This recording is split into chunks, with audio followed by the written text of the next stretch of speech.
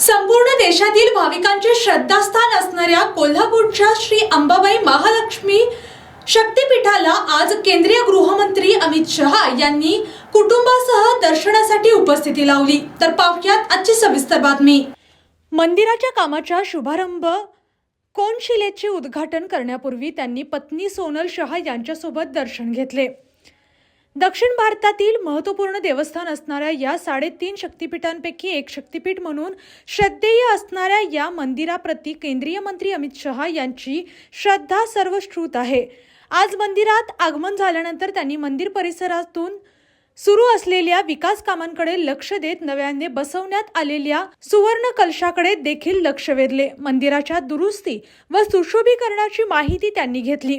यावेळी मुख्यमंत्री देवेंद्र फडणवीस, उपमुख्यमंत्री एकनाथ शिंदे, सार्वजनिक आरोग्य मंत्री तथा कोल्हापूर जिल्ह्याचे पालकमंत्री प्रकाश आंबेडकर, उच्च व तंत्रशिक्षण मंत्री चंद्रकांत दादा पाटील, सांस्कृतिक कार्य मंत्री ॲडव्होकेट आशिष शेलार, अन्य मंत्री महोदय तसेच श्री शहा यांचे कुटुंबीय उपस्थित होते।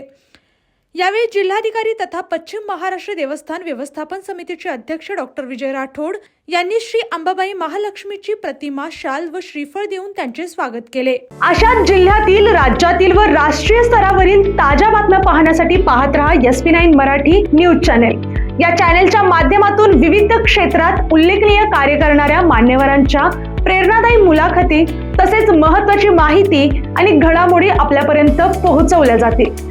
अशा नवीन बातम्या आणि माहिती मिळवण्यासाठी चॅनलला लाईक करा, शेअर करा आणि हो, सबस्क्राईब करायला विसरू नका।